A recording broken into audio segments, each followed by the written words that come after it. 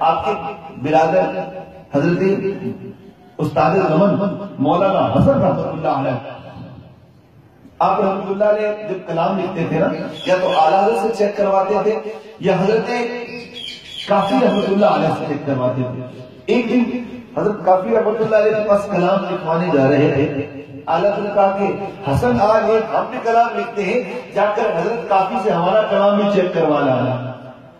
آپ اندر گئے اور لکھ کے تشریف لے آئے۔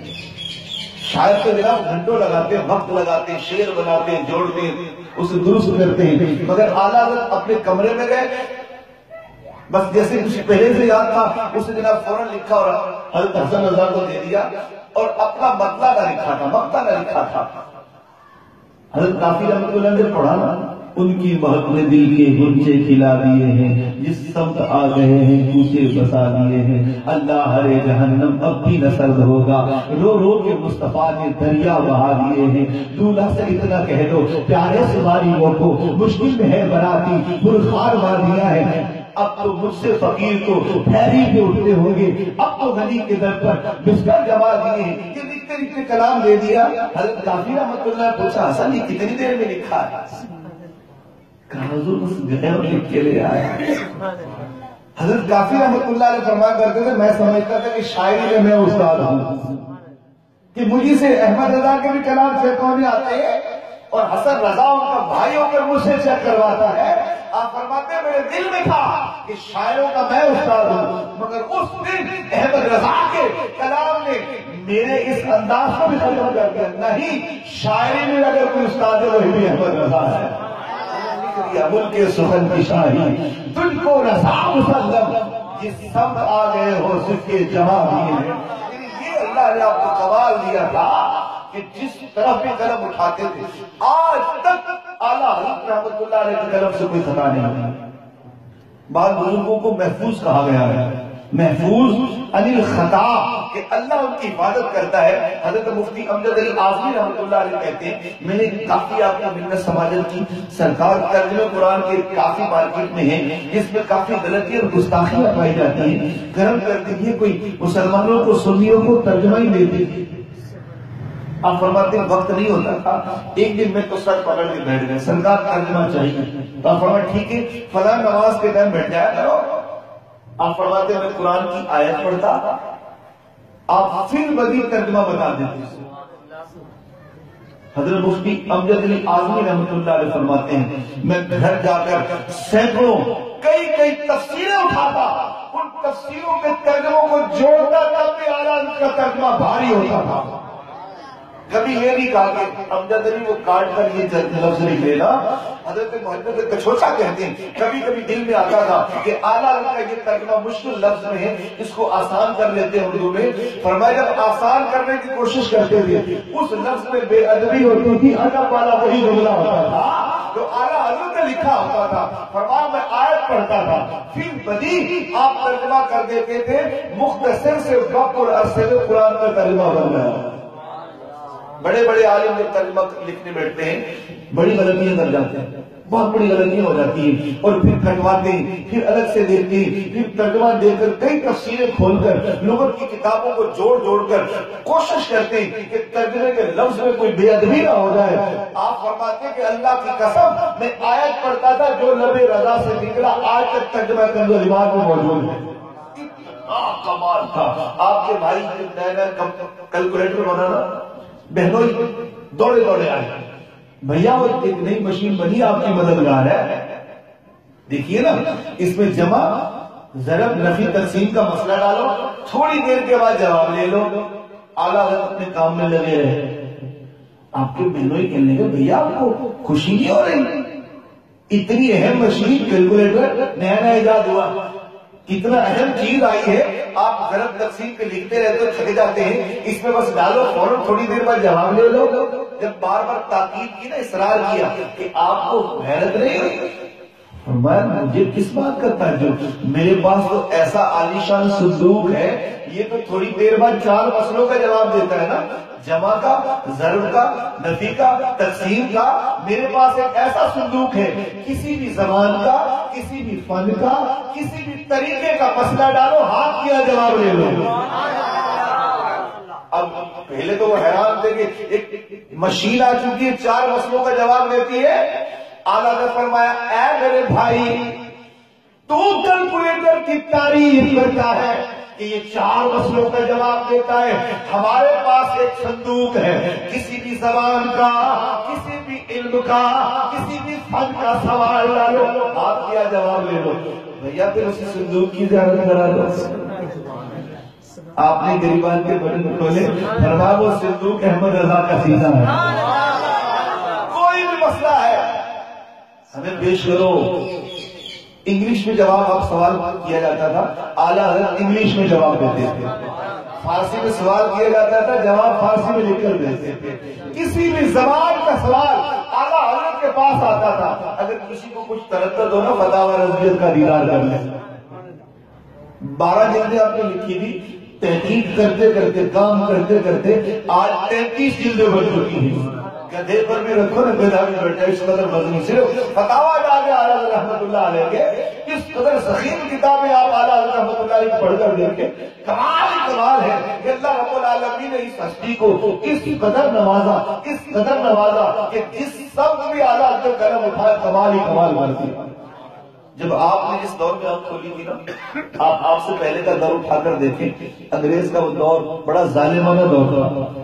اب ہندوستان کی تاریخ اٹھا کر دیکھیں، جب انہوں نے ساز باز ہو کر مسلمان علماء کو قتل کرنا شروع کیا.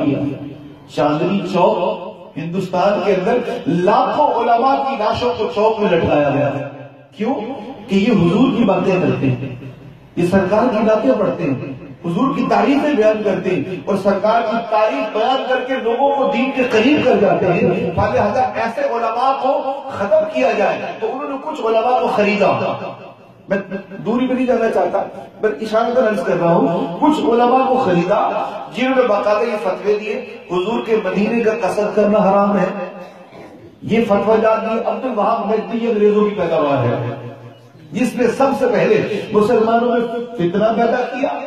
کتاب التوحید عربی میں کتاب لکھی، اس کے اندر یہ باتیں موجود ہیں. پھر اس کتاب کا جب ہندوستان میں اردو ترجمہ ہوا جس کا نام تقویۃ الایمان رکھا گیا، اس تقویۃ الایمان میں جو بدتمیزیاں کی گئی اللہ کی پناہ نبیوں کے بارے میں، ولیوں کے بارے میں، یہاں تک لکھا گیا کہ جس کا نام محمد علی ہو وہ کچھ نہیں کر سکتا. حتیٰ کہ یہاں تک اس کتاب میں آج تک لکھا ہوا ہے کہ نماز کے اندر اگر خر بیل گدھے کا خیال آ جائے تو نماز نہیں ٹوٹتی، حضور کا خیال آ جائے تو نماز ٹوٹ جاتی ہے. اس طرح کی باتیں اس کے اندر موجود ہیں. اس طرح کے علماء سو بدعقیدہ مولویوں کو خریدا گیا اور جو حضور کی باتیں کرتے تھے ان کو لٹکا دیا گیا. اس وقت جو سنیوں کا ہیرو تھا حضرت فضل خیر آبادی رحمت اللہ علیہ، پھر علماء کو کالے پانی کی سزا دی جاتی تھی.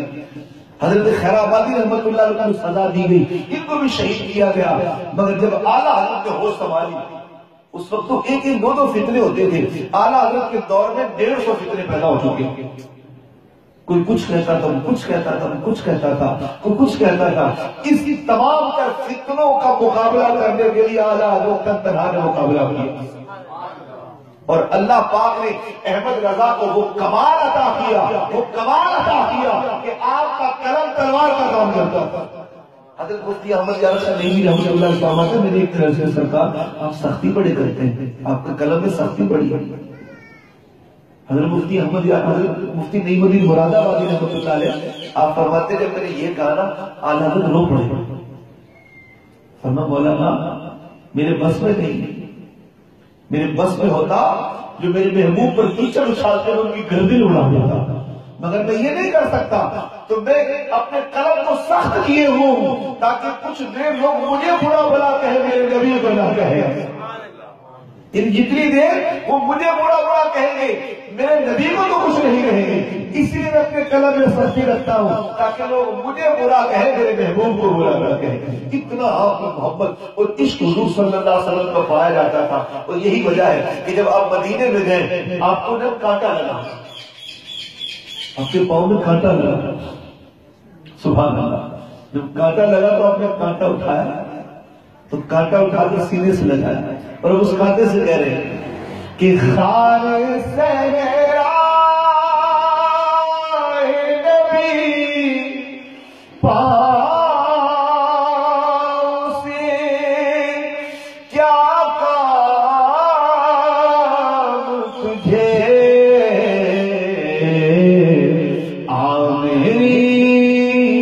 جان میرے دل میں ہے رستہ تیرا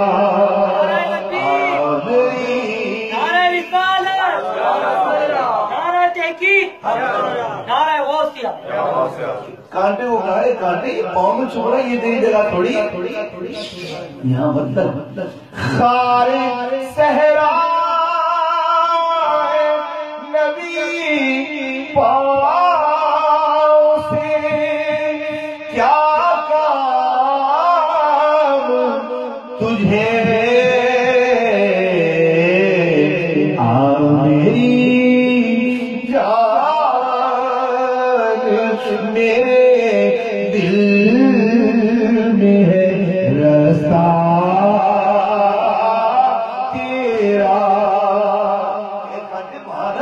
میرے دل میں تیرے چومنے کی جگہ ادھر ہے جس کو حضور کے مدینے کے کانٹوں سے اتنا پیار ہو وہ سرکار سے کتنا پیار کرتا ہے کس قدر اور پھر نوازا بھی تو ایسا گیا ہے نا کہ ہر جمعرات کو اپنے گھر کی کھڑکی سے مدینے میں آنے دیا حضرت حمید الدین رحمت اللہ علیہ فرماتے ہیں کہ میں اکثر آپ کو دیکھ کر کے جمعرات کا وہ دن ہوتا آپ اپنے حجرے میں جاتے پھر حجرے میں نظر نہیں آتے اور میں نے ایک دن عرض کر دی سرکار ہم کیسے لوگوں کو بتائیں گے کہ آپ کہاں جاتے تھے خدا کے لیے بتا دیں کہ جمعرات کو اندر جاتے غائب ہو جاتے ہیں جاتے کہاں ہیں فرمایا حمید الدین چل پوچھتا ہے تو سن ہر جمعرات کو فقیر احمد رضا اپنے حجرے کی کھڑکی کسی سے روزانہ ہر جمعرات کو مدینے میں حاضر کرتا اتنا کرم ہو گیا اور جب آخری بار حضور کے روزے پر جانا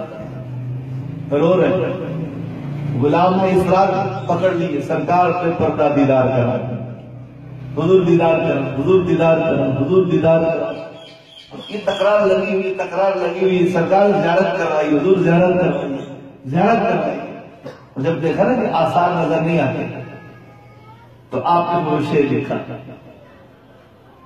سبحان اللہ کہ تیری کیوں کوئی تیری کوئی کیوں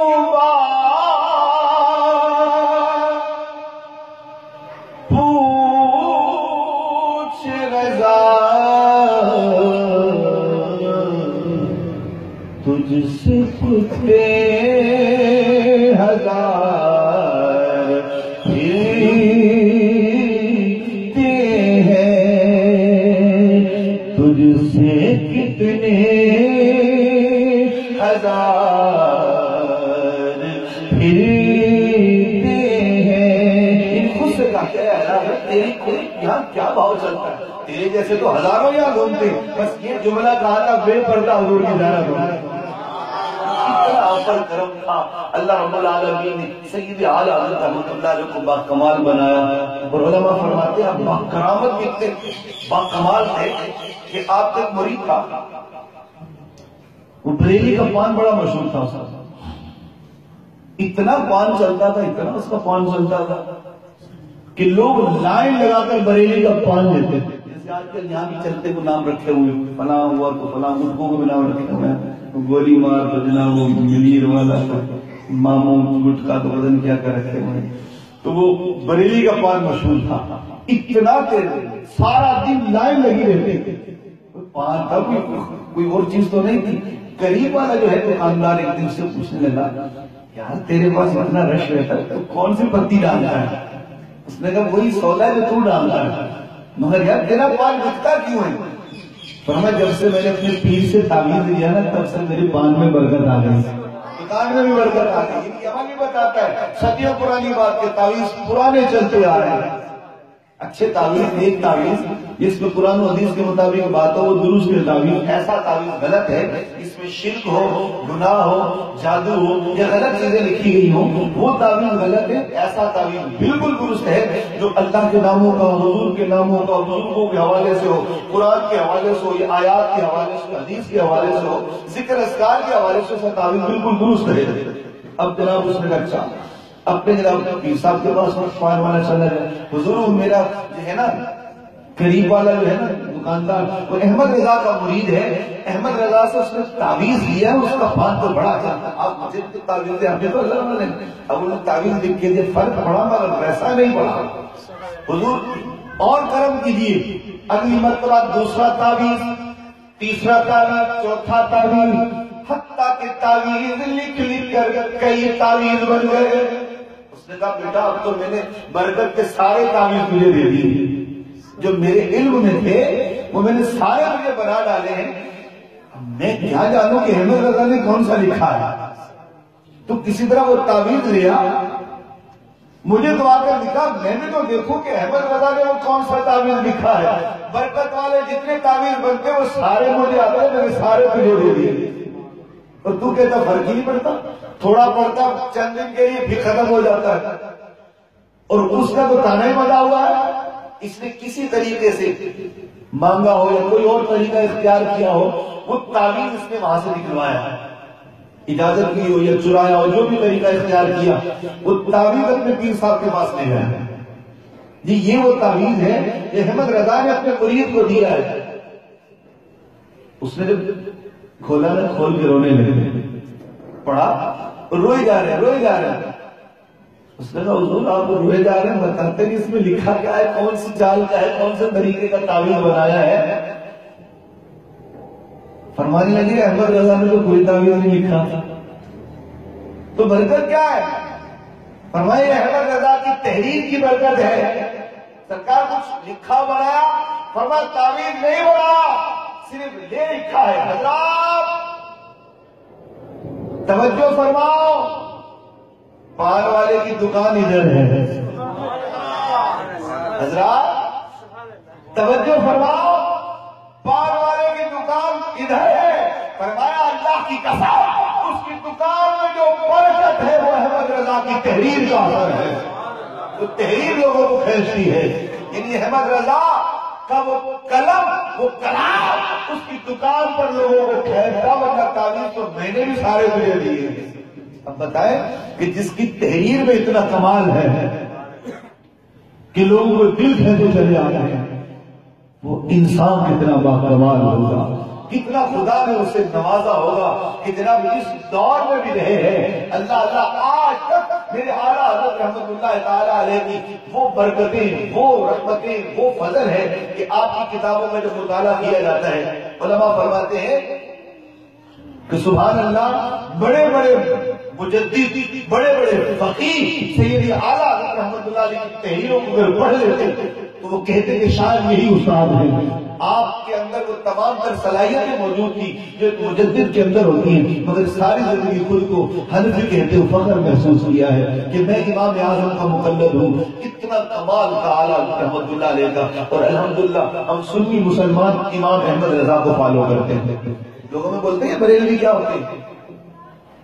بریلوی کوئی مسلک نہیں ہے، اہل سنت ایک مسلک ہے۔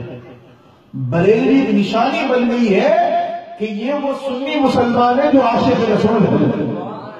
بریلوی میرے امیر سنت فرماتے ہیں بریلوی کا مطلب عاشق رسول، یعنی وہ مسلمان جن کے اندر عشق رسول پایا جاتا ہے۔ آپ تاریخ پاکستان اٹھا کر دیکھیں، 90% مسلمان جو پاکستان کو بنانے والے تھے وہ بریلوی مسلمان تھے۔ میلاد کرنے والے مسلمانوں نے پاکستان بنایا ہے، یادگار کرنے والے مسلمانوں نے پاکستان بنایا ہے۔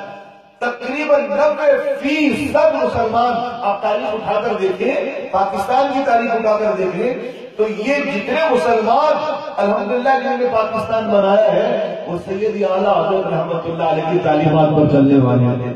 تو بریلوی، یہ بات ہمیں یاد رکھنی ہوگی کہ بریلوی کو مسلک نہیں ہے، یہ ہماری پہچان ہے، تاکہ پتہ چل جائے کہ کوئی ناموں کا دھوکہ نہ دے دے۔ آج کل دھوکے دیے جا رہے ہیں، ہم اہل سنت و جماعت ہیں، یہ ہماری پہچان ہے، تو لوگوں نے جناب جن پہ وہ عجیب و غریب الفاظ ڈال کر اپنے آپ کو اہل سنت و جماعت بنانا شروع کر دیا ہے۔ ہم اہل سنت و جماعت ہیں، اور لوگوں نے بنا ڈالا یا لوگوں نے اہل سنت و وال جماعت ابل ڈال دیا۔ تو یہ بات بتانا ضروری اور حاجت کو کس کی حاجت ہے کہ ہم مسلمان بولے والے بھی سنی مسلمان، لوگ جیسے بولتے ہیں ویسے بھاگتے ہیں۔ کہ جناب احمد رضا نے تم کو شرک سکھایا، اللہ کی قسم سید اعلیٰ حضرت رحمت اللہ علیہ نے ہمیں ادب سکھایا، کسی نے سکھایا ہی نہیں۔ اتنا ادب اعلیٰ حضرت رحمت اللہ نے سکھایا ہے ہمیں، جو طریقہ اور شریعت کا انداز اعلیٰ حضرت کے ذریعے سے پتہ چلا، سچی بات ہے ہمیں سمجھ ہی نہ آتی۔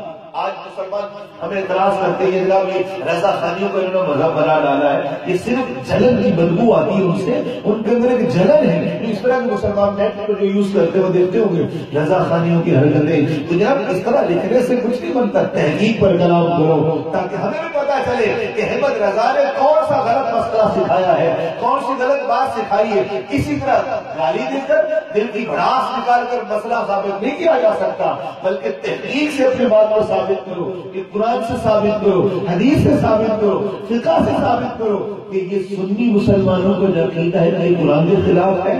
ہاں سوال کرو، ہم سے جواب بھی لو، یہ نہیں کہ اپنا سوال اس کو جواب بنا کے مسلمانوں پر تھوپ دو۔ طریقہ یہی ہے، اگر آپ کو اعتراض ہے سنی مسلمانوں سے پوچھو، سنی علماء سے پوچھو، تو پھر سنی علماء جواب نہ دے پھر کہنا مجھے بھی یہی ہے، صرف سوال کر کے ان کو تم برا برا کہتے ہو۔ سچی بات تو یہی ہے، اب قرآن کا ترجمہ مارکیٹوں کا سارا اٹھا کر دیکھ لیں، جو ادب تمہیں کنز الایمان میں ملے گا، اللہ کی قسم کہہ کے کہتا ہوں، دیگر اردو ترجموں میں سنیوں کے علاوہ آپ کو قرآن کے ترجمے میں ادب ملے گا ہی نہیں۔ آئیے تھوڑا سا آئینہ دیکھتے ہیں، تھوڑا سا میں کئی جذبات میں تو نہیں بولے جا رہا۔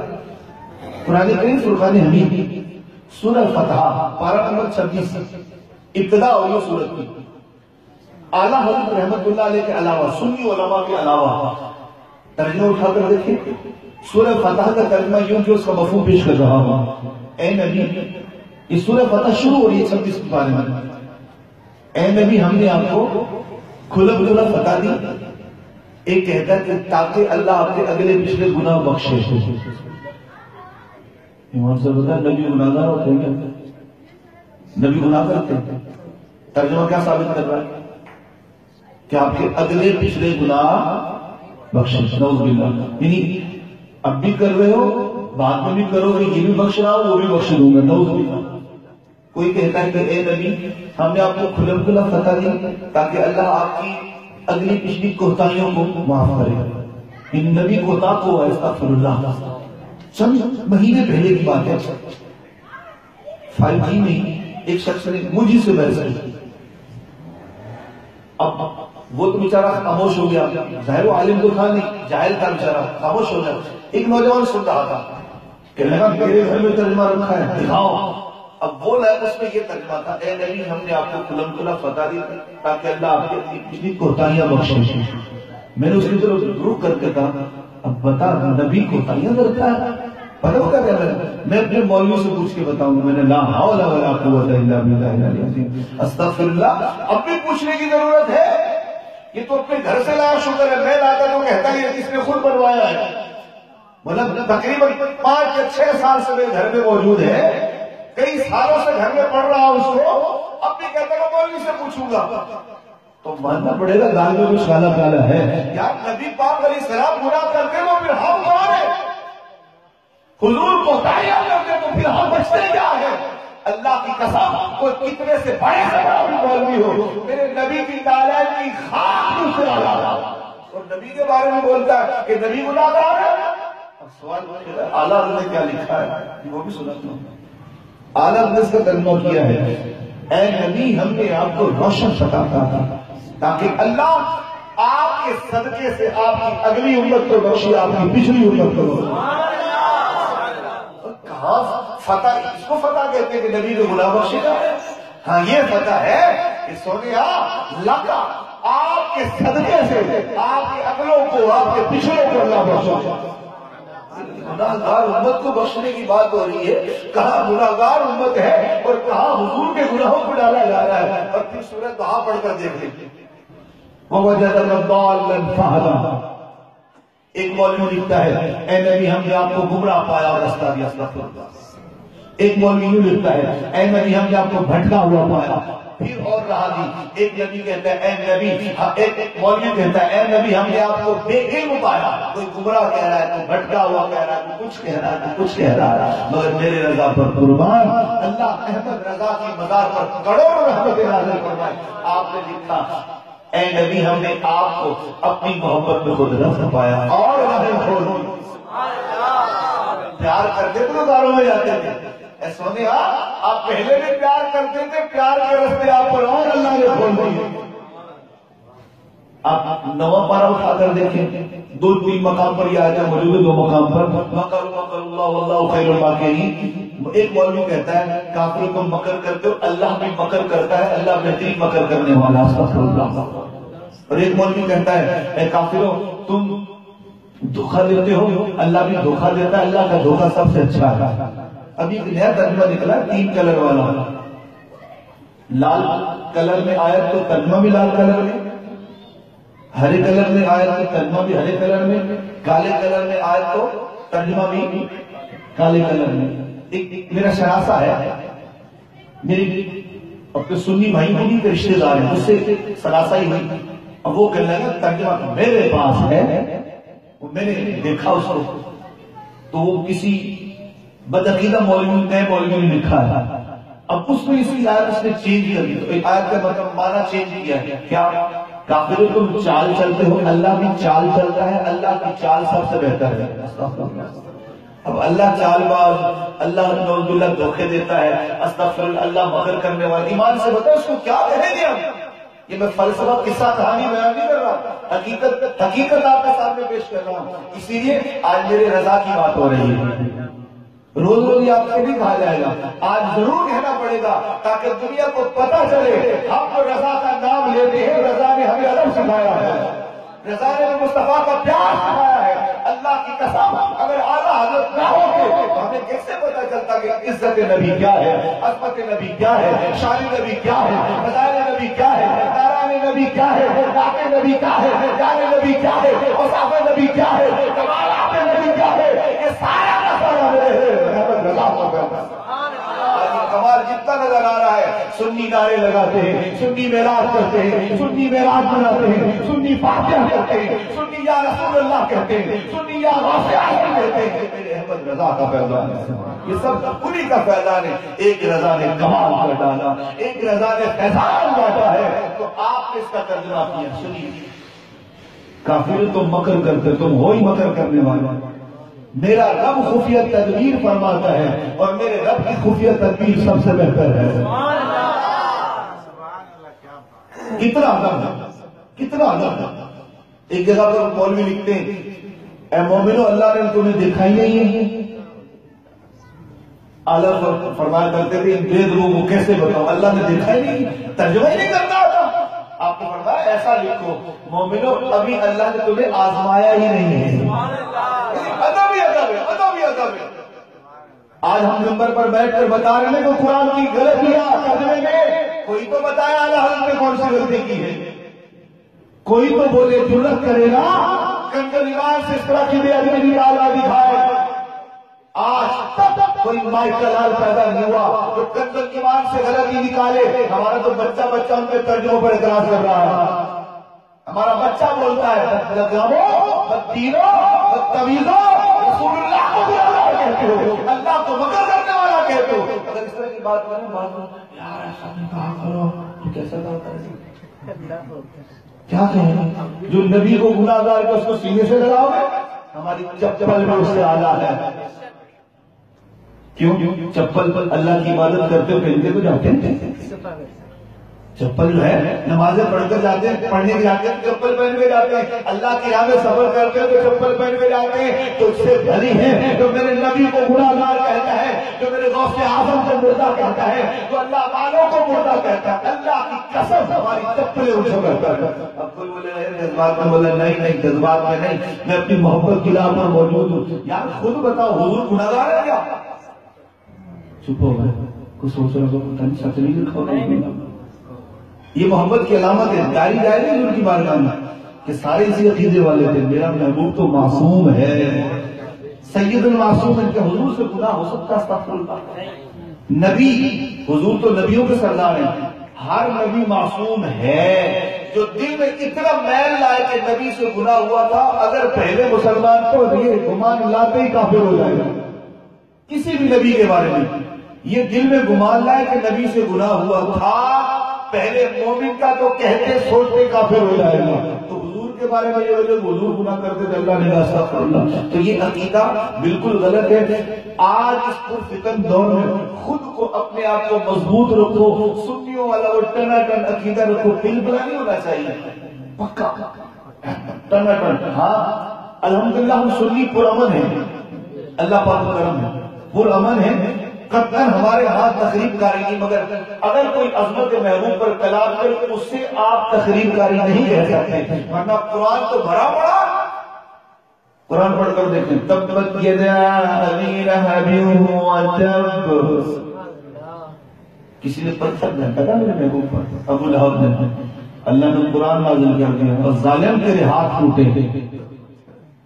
میرے محبوب پر پتھر برساتا ہے. تبت یدا ابی لہب وتب, تباہ ہو جائے, تو برباد ہو جائے, تیرے ہاتھ ٹوٹے, میرے نبی پر پتھر پھینکا. قرآن کے اندر اس قدر آیات موجود ہیں کہ حضور اکرم صلی اللہ تعالی وسلم کی شان پر خوبصورت گلدستے ہیں, اور حدیثہ بھی اتنی گواہ ہے. میرے نبی صلی اللہ تعالی علیہ وسلم کا ایک صحابی ہے, یاد رکھیے حضور کی عظمت پر کبھی کمپرومائز نہ کیجیے گا, حضور کی شان پر کبھی کسی سے ہاتھ نہ ملائیے گا. اس بات پر ہاں جو سرکار کی شان بیان کرتا بلکہ اس کے سینے لگ جائیے گا. دیکھیے گا, پہچانیے گا. سرکار کے صحابی ہیں حضرت ابن العاص رحمت اللہ علیہ. انسانی کھوپڑی کٹی ہوئی سر میں ہے, کٹی ہوئی کھوپڑی سر میں ہے. صحابہ کا مجمع, حضور منبر پر جلوہ کر, صحابہ حیران, خون ٹپک رہا ہے. ابن العاص یہ کیا ہے؟ عرض کی یا رسول اللہ ھذا رأس ابی, اے اللہ کے نبی میرے ابو کا سر ہے. حضور باپ کا سر لایا ہوں. حضور نے فرمایا کیوں؟ حضور یہ آپ کو گالیاں دے رہا تھا. میرا باپ ہے, مجھے آپ کو گالیاں دے رہا تھا, میں نے سمجھایا نہیں سمجھا. حضور مجھ سے کھانے گا, میرے نبی کو گالیاں دے, کیا ہوا میرا باپ ہے, میں نے اس کی گردن اڑا دی. حدیث گواہ ہے. حضور نے یہ نہیں کہا تو نے یہ کیا کر دیا, حضور نے اس کے حق میں دعائے خیر کی. تو حضور کی محبت پر قطعاً کوئی کمپرومائز نہیں. اللہ نے میرے محبوب صلی اللہ علیہ وسلم کو وہ مقام دیا ہے. ایک صحابی ہے, آخر میں حدیث پیش کروں. ایک صحابی ہے, یہ حدیث ایسی حدیث سبحان اللہ آپ سننے کی امید ہے. اپنی حدیث کو چرچا کریں گے اور کریں گے انشاءاللہ. کہ ہم جو حضور کا ذکر کیے جا رہے ہیں اور اس کی شان پر, ان کی عظمت پر, ان کی آنمان پر اپنے نسل قربان کرنے کے لیے تیار ہے, تو ہم کیا کریں؟ اللہ نے ہمارے محبوب کو شان ہی اتنی دی ہے. وہ صحابی کہتے ہیں حضور سو رہے, استراحت فرما رہے, اور میں حضور صلی اللہ علیہ وسلم کی قدمین شریفین کی طرف موجود ہوں, جاگ رہا ہوں. وہ صحابی کہتے میں نے دیکھا ایک درخت اپنی جگہ سے ہلا, اپنی جڑوں کو زمین سے اکھیڑ کر باہر رکھتا ہے اور حضور کی جانب چلنا شروع کر دیا. حضور اس طرح نہیں سو رہے, درخت چلتے چلتے چلتے چلتے چلتے چلتے حضور کے قدموں میں آ کے رک گیا ہے.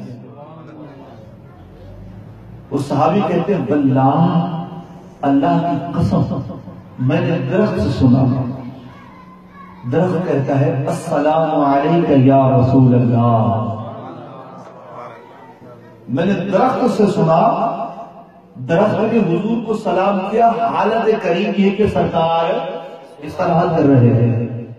سرکار مدینہ صلی اللہ علیہ وسلم آرام میں ہیں, لیٹے ہوئے میرے محبوب, زمین کو برکتیں دی ہوئی ہیں, وجود کریم زمین کے ساتھ ہے, سرکار استراحت میں ہے, یاد خدا میں آنکھیں بند ہے, اور درخت اپنی جگہ سے چل کر حضور کے قدموں میں سلام پڑھ رہا ہے. وہ صحابی کہتے پھر درخت کچھ دیر کھڑا رہا, کھڑے ہو کر سلام پیش کرنا, وہ سبحان اللہ صحابی کے سامنے پیش کیا گیا نا. ہم بھی کھڑے ہو کر سلام پڑھتے ہیں سبحان اللہ. صحابی کہتا درخت کھڑا ہو کر سلام پڑھ رہا ہے. مصطفیٰ جان رحمت بلاکھوں سلام کا بھی تو یہی مطلب ہے السلام علیکم یا رسول اللہ. وہ چلا گیا, اتنے وہ حضور بیدار ہوئے. اس سے پہلے کہ میں کچھ عرض کرتا, سرکار نے فرمایا یا اللہ لبیک یا رسول اللہ. فرمایا یا اللہ تو بتائے گا کہ میں بتاؤں وہ درخت کیا کہتا تھا؟ عرض یا رسول اللہ آقا میں تو صرف اتنا جانتا ہوں وہ صرف سلام بیچتا تھا. حضور نے فرمایا یا اللہ سن پوری بات یہ ہے برسوں سے یہ درخت اللہ سے اجازت مانگتا تھا اے اللہ مجھے اجازت دے کبھی میں چل کر تیرے یار کو سلام کہہ آؤں. اے اللہ آج ہم نے جان بوجھ کر اس جگہ پر آرام کیا ہے تاکہ اس درخت کو اجازت مل جائے. برسوں سے کچھ عرصے سے یہ سلام کی اجازت مانگتا تھا. آج ہم یہاں آرام کر رہے تھے اس نے کئی بار اجازت مانگی اللہ نے اس درخت کو اجازت دے دی. اس نے اجازت پائی آ کر ہمیں سلام پڑھتا تھا اور ہم اس کا سلام سن بھی رہے تھے. جو محبوب اس رات میں سلام سنتا ہے سبحان اللہ وہ جاگتے ہونے کو نہیں کہا. اس رات میں سرکار درختوں کا سلام سن لیتے ہیں ہم تو بول کر عرض کرتے ہیں نا. مصطفیٰ جان رحمت اللہ کو سلام. آپ نے فرمایا یا اللہ یہ برسوں سے اجازت مانگتا تھا اللہ نے اس کو اجازت دی ہے یہ مجھے سلام کرنے آیا تھا اور سلام کر کے واپس چلا گیا. وہ صحابی کہتے ہیں میں نے بالکل دیکھا. حدیث کے کچھ الفاظ کا مفہوم یہ ہے کہ وہ درخت جب آیا میں نے دیکھا اونچی جگہ سے اس کی جڑیں نکلی سوراخ بن گئے وہ پیار کے دریچے اگل گئے. اور پھر میں نے دیکھا درخت جب واپس گیا بیائی جس جگہ سے وہ جڑیں نکلی تھی اسی سوراخ میں وہ جڑیں اپنی اپنی جگہ میں چلی گئی زمین پھر ہموار ہو گئی.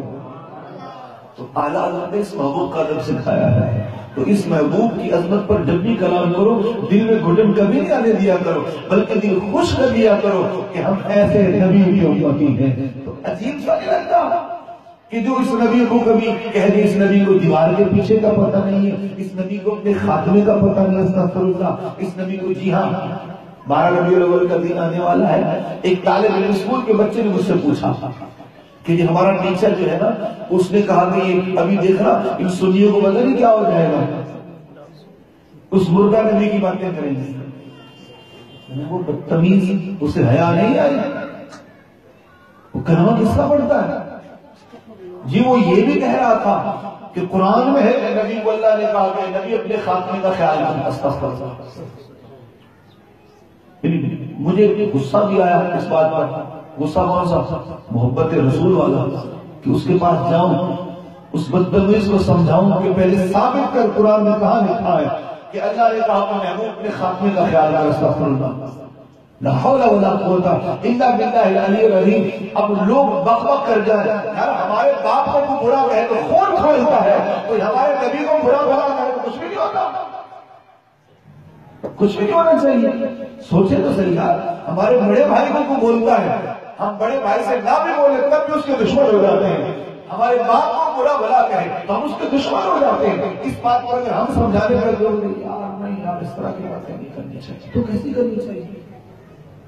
کوئی ہمارے محبوب کو برا بھلا کہتا ہے رسول اللہ کے بارے میں بولتا ہے تو ہم خاموشی سے سنتے ہیں نہیں. یقین مانے یہی صحابہ کا طریقہ ہے. میں آپ کے سامنے 20 سینکڑوں حدیثیں پڑھ سکتا ہوں کہ صحابہ کبھی برداشت نہیں کرتے.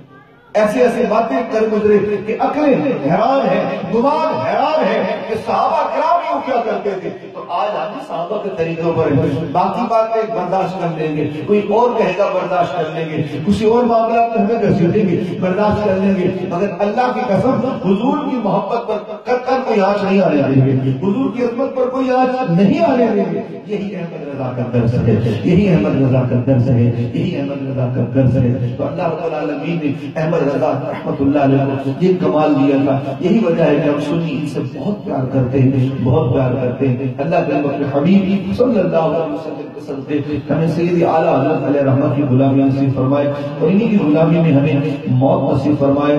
آمین بجاہ نبی الحبیب صلی اللہ تعالی علیہ وآلہ وسلم. درود پاک